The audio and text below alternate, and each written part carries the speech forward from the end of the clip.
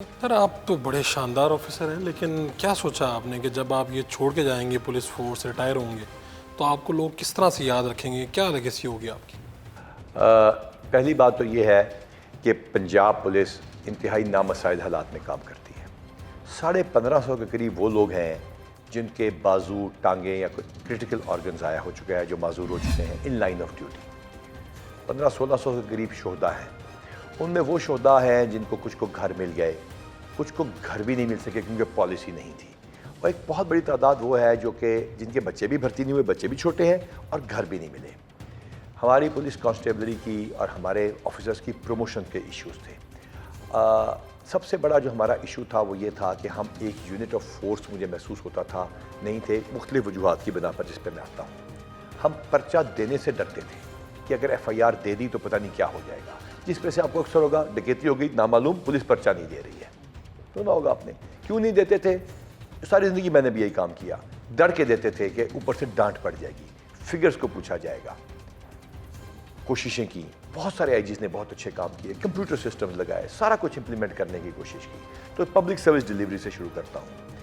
میں اس بات پر یاد رہنا پہلی بات تو میری ذات ذرا بے نشاں، میں کوشش کروں گا کہ میری قبر بھی پکی نہ ہو، لیکن جو میں بات کرنا چاہتا ہوں وہ یہ ہے کہ میں اس بات پہ یاد رکھا جانا چاہوں گا کہ میں نے ایک علاقے میں 4 ڈکیتیاں اگر ایک ہفتے میں پڑی ہیں، اس پہ بھی بندہ سسپینڈ نہیں کیا ایس ایچ او کو، اسی ایس ایچ او کو کام کرنے دیا اور اسی ایس ایچ او نے کر کے دکھایا۔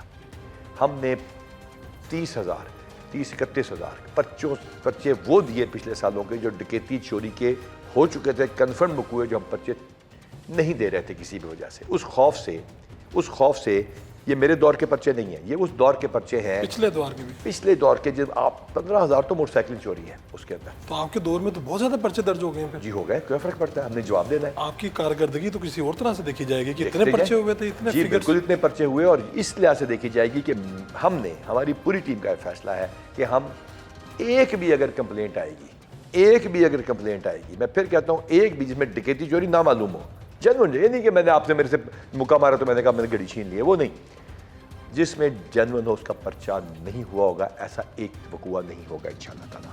یہ ہے جو کہ میں جس سے ہمیشہ پریشان رہتا تھا کہ اوپر والے کو کیا بتانا ہے، پچھلے بھی دے دو، کچھ نہیں ہوا، اب ان کو پکڑو۔ اور الحمدللہ ڈکیتی ریپ جہاں ہوئے وہاں بھی پولیس نے پکڑے، 10 کروڑ کی واردات ہوئی وہ بھی پولیس نے برآمد کی، ٹرپل مرڈر ڈکیتی ہوئی وہ بھی پولیس نے برآمد کی۔ کل رات کی بات ہے کہ یہاں پہ خوشاب میں، سرگودا ریجن میں آپ کے ایک بچی مرڈر ہوتی ہے 2 سال کی، بہت خوف تھا، پتہ نہیں کیا ہو گیا ہے، اگلی صبح تک پولیس نے بندہ برآمد کیا۔ اگر اسی وقت آپ ایس ایچ او کو سسپینڈ کر دیں گے تو نہیں ہو سکے گا۔ اس کے علاوہ ہم نے خدمت مراکز کو، تحفظ مراکز کو شروع کیا، فرنٹ ڈیسک کو بہتر بنایا۔